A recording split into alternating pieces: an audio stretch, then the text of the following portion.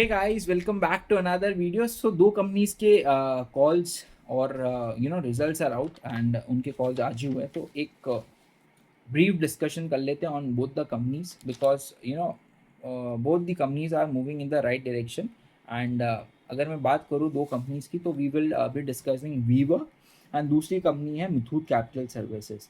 तो सबसे पहले बात करते हैं मुथूट कैपिटल की। So they are part of Muthoot group. तो मुथूट पपच्चन ग्रुप की एक सिस्टर कंपनी है। सो आपका जो ये पूरा मुथूट का ग्रुप है, इनके पास तीन चार कंपनीज है। सबसे पहला आपका gold business, gold lending business, फिर दूसरा आपका Muthoot Microfin that is into your MFI segment, तीसरा आपका हाउसिंग लोन जो आपका हाउसिंग सब्सिडरी जो आपका लैप एंड एचएल में, और तीसरी चौथी आपकी कंपनी मुथूट कैपिटल सर्विसेज। तो that is into your automobile lending. So they are majorly into lending of two wheelers, used cars, commercial vehicles, then construction equipment. So थोड़ा सा अगर मैं इसकी आपकी बिजनेस मॉडल की बात करूँ, सो लास्ट कुछ सालों में दे हैव डाइवर्सिफाइड। पहले ये जो है इनका portfolio was concentrated towards two wheelers and धीरे धीरे करके बिकॉज उसमें आपके GNPAs और आपके एसेट क्वालिटी थोड़ी सी वीक रहती है, तो इन्होंने डाइवर्सिफाई करके commercial vehicle, used cars and construction equipment में भी इन्होंने फोरे कर लिया है, राइट। अब 85% of the book still is into two wheelers, but they are diversifying, और जो दूसरे सेगमेंट्स है they are growing at a good rate. So अगर अब मैं बात करूँ उनकी रिटेल बुक की, तो इनके तीन सेगमेंट्स है। तो ओवरऑल AUM अगर बात करूँ तो 3400 करोड़ के आसपास है, जो कुछ 4-5% से ग्रो किया है Q1 वर्सेस Q1। इसमें रिटेल पोर्शन है आपका, जो आप खुद डीलर्स एंड डिस्ट्रीब्यूटर्स के थ्रू लेंडिंग करते हो, दैट ग्रू बाय अराउंड 23%।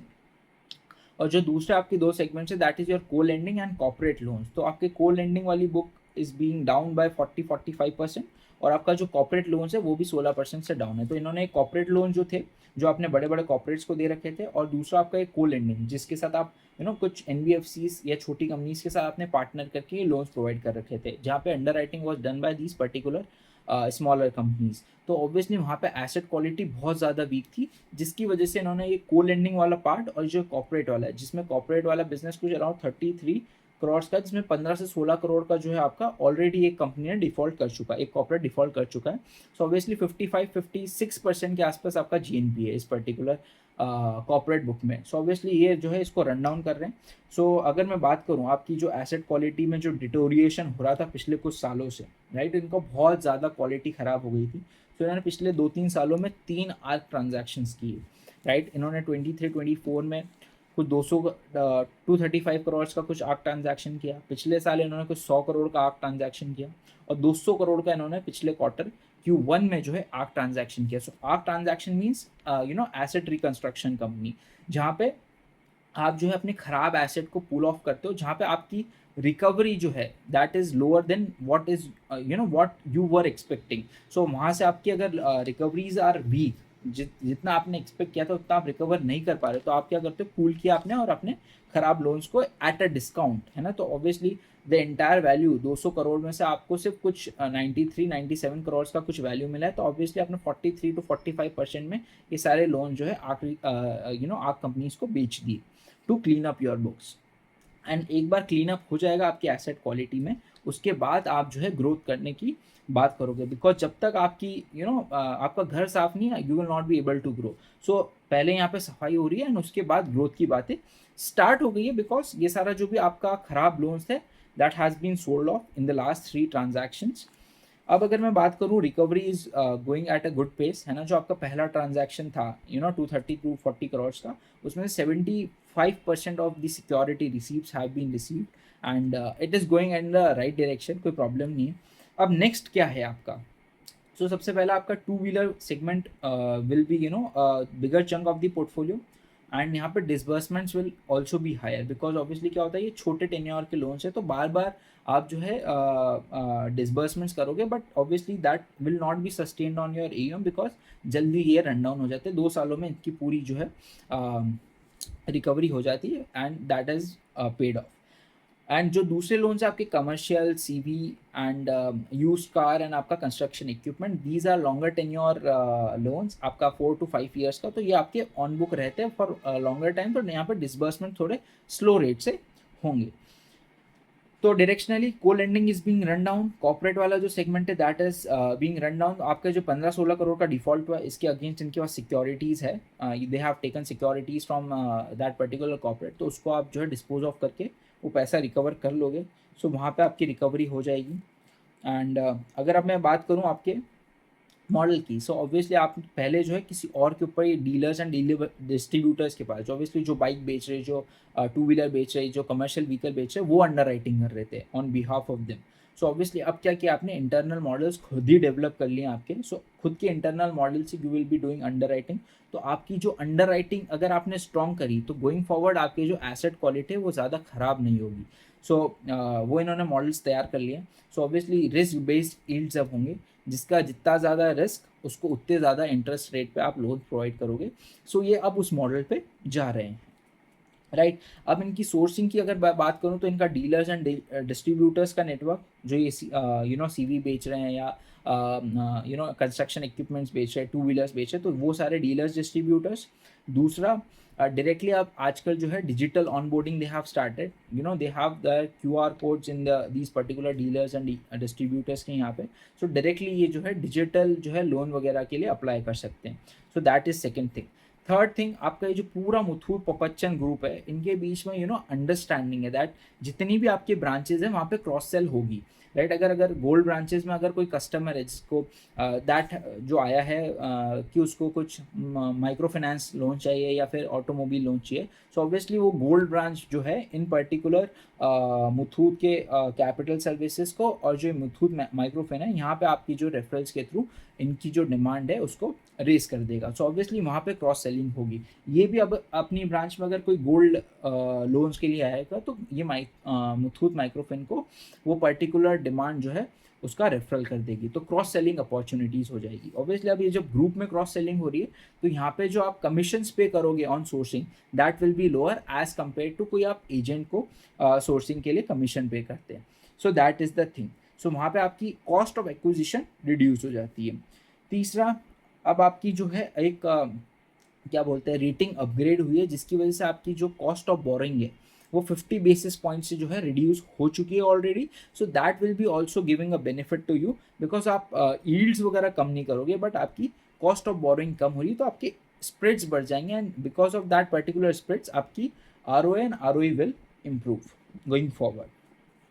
अगर अब मैं बात करूँ इनके इंटरनल मॉडल से जो इन्होंने सोर्सिंग करी है पिछले 12 से 14 महीनों में, सो वहाँ पे आपकी जो एसेट क्वालिटी है वो ड्रास्टिकली इंप्रूव हुई है। पहले इनके GNPA कुछ अराउंड 3% थे of the total two wheeler book, but जब से इन्होंने अपने इंटरनल मॉडल से अंडर राइटिंग करना स्टार्ट की, इनके GNPA have reduce to around 1%।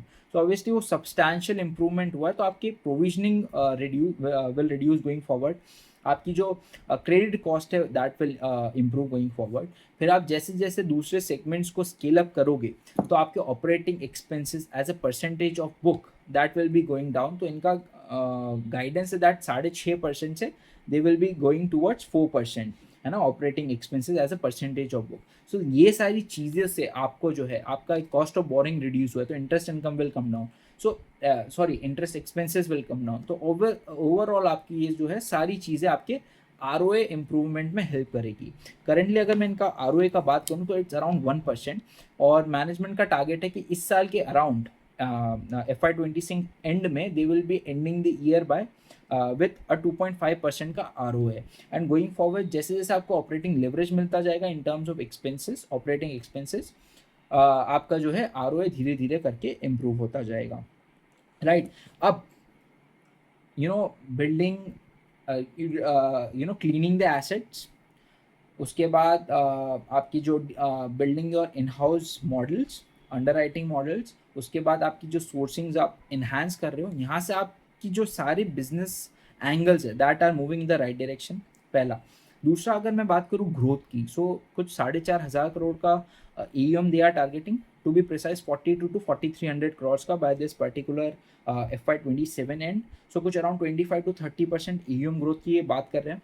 और बात करूँ 10,000 करोड़ की एयूएम की बात कर रहे हैं bye FY28।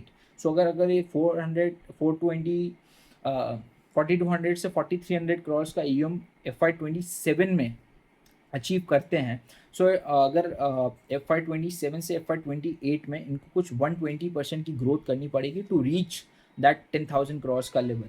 So let's see कि ये अचीव कर भी पाते हैं कि नहीं, क्योंकि most probably that will be shifting towards FY29, but 30-35% से ये आराम से ग्रो कर सकते हैं for the next 2-3 years.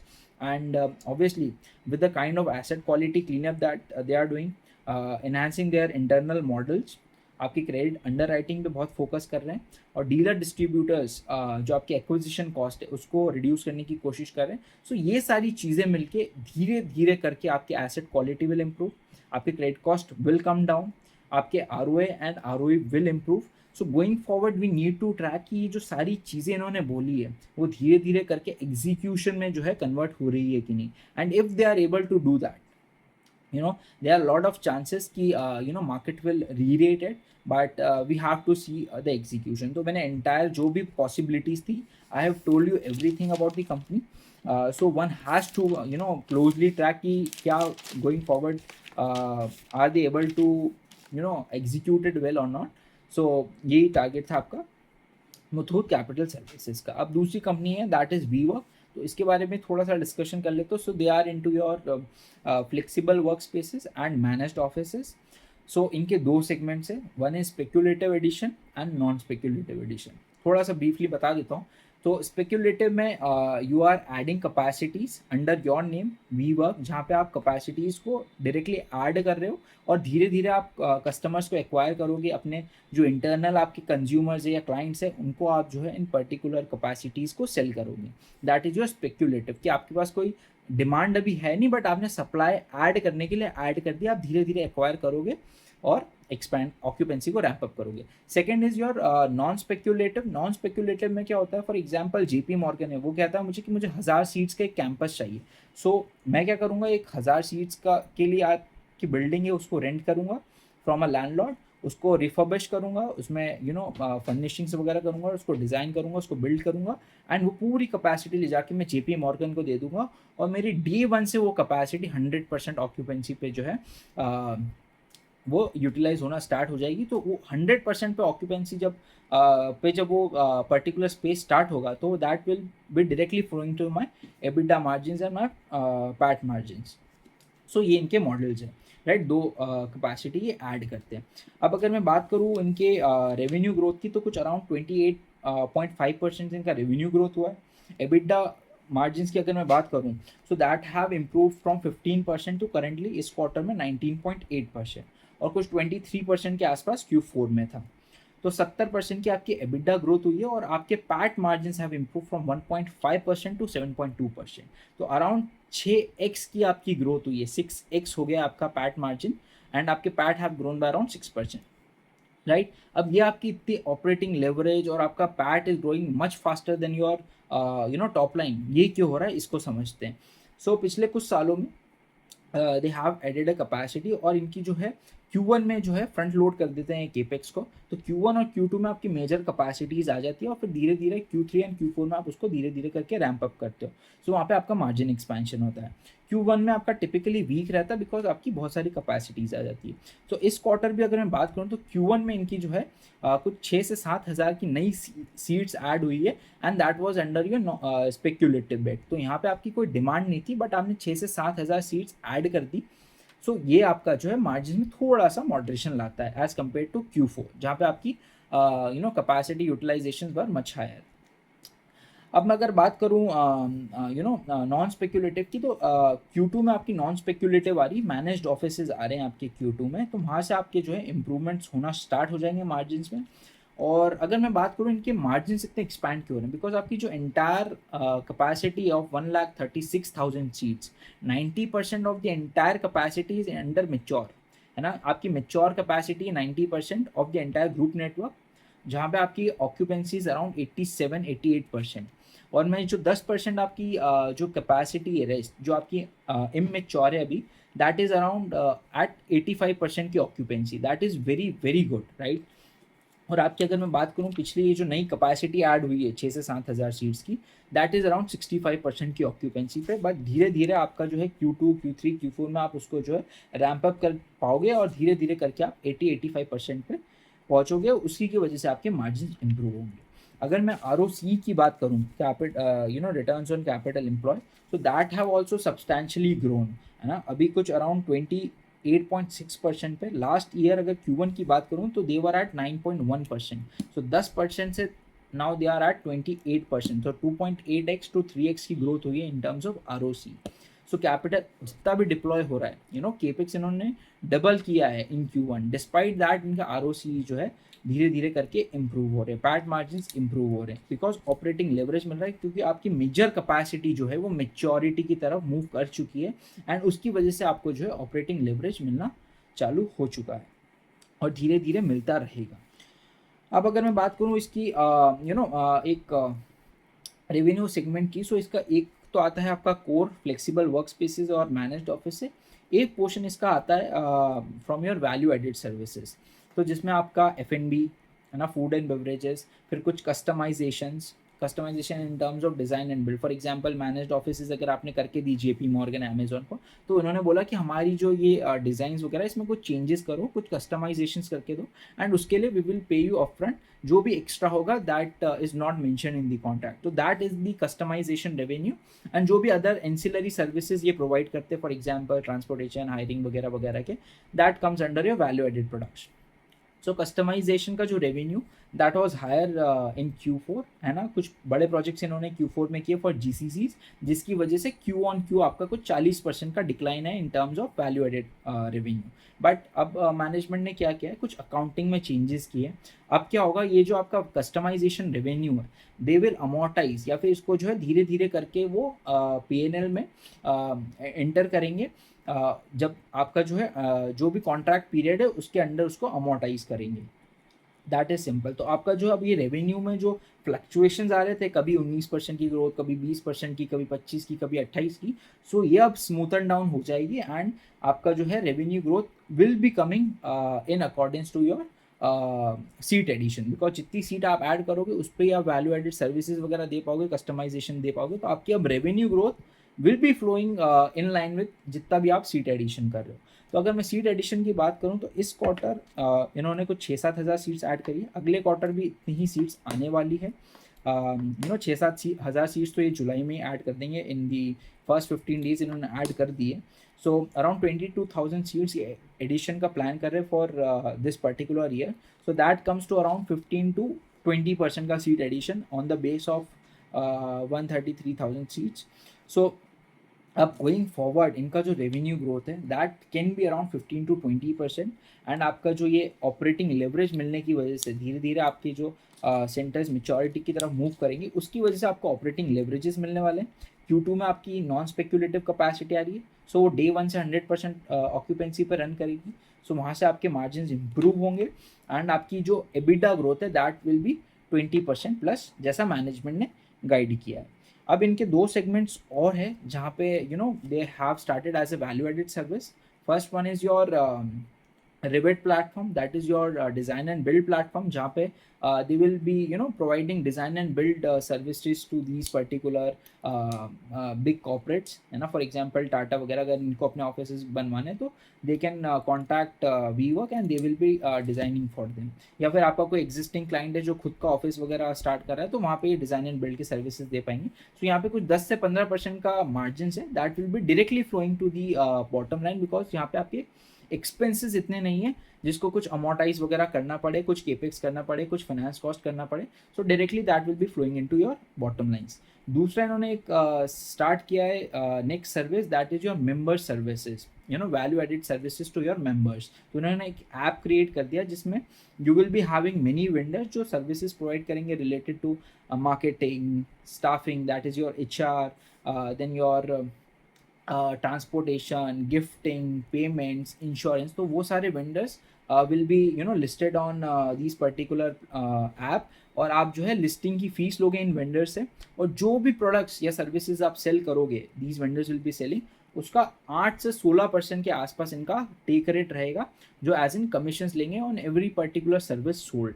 And धीरे धीरे जैसे जैसे स्केल ऑफ सर्विसेज होता जाता है, इनके टेक रेट्स विल इम्प्रूव। और ये जितने भी जोग्राफीज में करंटली ये है, दिल्ली, मुंबई, बेंगलोर, पुणे, हैदराबाद, सो इन सारी पर्टिकुलर जोग्राफीज में ये जो वेंडर्स है ये सर्विसेज प्रोवाइड करेंगे। एंड जैसे जैसे जो है चीज़ें आगे मूव ऑन करती है, प्रोग्रेस करती है, ये कुछ सर्विसेज और ऐड करेंगे जीसीसीज के लिए। फॉर एग्जांपल ये सर्विसेज ऐड करने वाले जिसमें they will be providing marketing services, फिर legal services, compliances, financing, HR, staffing, तो ये सारी सर्विसेज ये जीसीसीज को प्रोवाइड करेंगे। सो वहाँ से भी आपको जो है डायरेक्टली ये सारी सर्विसेज का जितना भी आपका कॉन्ट्रीब्यूशन है दैट विल ऑल्सो भी directly flowing to your PAT margins bottom line, because यहाँ पे भी आपके इतने एक्सपेंसेस नहीं है in line with your growth in this particular services. So ये पूरा जो है सेगमेंट का एनालिसिस है of WeWork. So what I think as WeWork का क्या ग्रोथ रेट हो सकता है, बिकॉज दीज पर्टिकुलर कॉर्पोरेट जो है इनकी वर्कफोर्स के लिए they are now shifting from traditional work spaces towards the flexible work space. तो सभी को अब जो है फ्लेक्सिबल वर्क स्पेस ही चाहिए, खुद का capex they don't want to have, है ना, ये लैंडलॉर्ड्स को, वेंडर्स को मैनेज करना it's very much of headache. So सब ही कॉर्पोरेट जो है are transitioning from traditional work place to flexible work spaces. Obviously आपका ये जो आईटी सर्विसेज की वजह से जो भी प्रॉब्लम चल रहा है वो ओवरहैंग हो रहा है एआई की वजह से, उसकी वजह से द एंटायर को working is not performing. But going forward मेरे को लगता है AI is very much beneficial for these companies. For example अब AI में क्या है, इट्स वेरी मच फ्लेक्सिबल। अगर आपको कभी है कि अगर सर्विसेज बढ़ानी है तो यू कैन इंक्रीज वर्कफोर्स, कभी आपको एम्प्लॉय वर्कफोर्स को रिड्यूस करना है तो you can reduce. So flexible work space is a very better, it's a very better solution for these particular IT companies की, कभी भी जो है फ्लेक्सिबली अपनी एम्प्लॉयज़ को रिड्यूस कर सकते हैं या कभी भी हायर कर सकते हैं। So that will be a very much better option for these corporates. So going forward इसका अडॉप्शन और धीरे धीरे करके इम्प्रूव होगा। And WeWork is into your premium work space solutions. तो आपके जितने भी GCCs आ रहे हैं, 65% of the business is being contributed by GCCs। तो GCCs जो भी आ रहे हैं वो पर्टिकुलर डिमांड जो है आपकी वी वर्क की तरफ शिफ्ट हो रही है, because they are more into premium segments. इनका कुछ अराउंड रेवेन्यू पर सीट या rent per seat is around 20,000 to 35,000 के रेंज में। सो ये प्रीमियम सेगमेंट में है। आपके मास सेगमेंट में और भी कंपनीज है that are doing well. So 15 to 20% का ये सीट एडिशन का प्लान कर रही है। एंड गोइंग फॉरवर्ड आपका अगर मैं वैल्यू एडेड सर्विसेज की भी बात कर लूँ, सो 15 to 25% के आसपास के रेंज में जो है वी वर्क आराम से ग्रो कर सकती है for the next few years. And it's a good company with banking of embassy Group. So obviously इनका जो है रियल स्टेट का जो ग्रुप है इनको बैक कर रहा है Embassy Group. So that was the entire update on WeWork. Things are going in the right direction.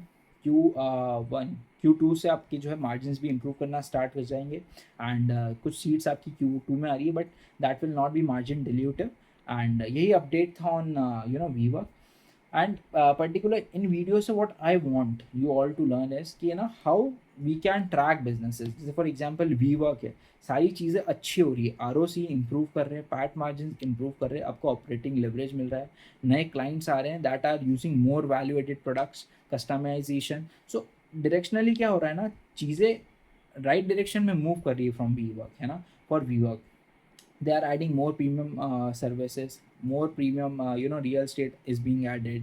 फिर आपके जो इंटरनल क्लाइंट्स है वही आपके साथ जो है ग्रो कर रहे हैं। 50% ऑफ द एंटायर डिमांड जो ये एडिशन कर रहे हैं दैट इज कमिंग इंटरनली। जो इनके इंटरनल क्लाइंट्स है वही जो है 50% से ग्रो कर रहे हैं। They are acquiring the 50% of the incremental capacity. So आपकी एक्विजिशन कॉस्ट कम हो रही है, आपकी कैश फ्लोज इंप्रूव हो रहे हैं, राइट, आप केपेक्स अच्छे से कर रहे हो। So that is giving you the confidence to grow. And obviously धीरे धीरे अगर एग्जीक्यूशन इंप्रूव होता जाता है, so you have to grow with the company, right.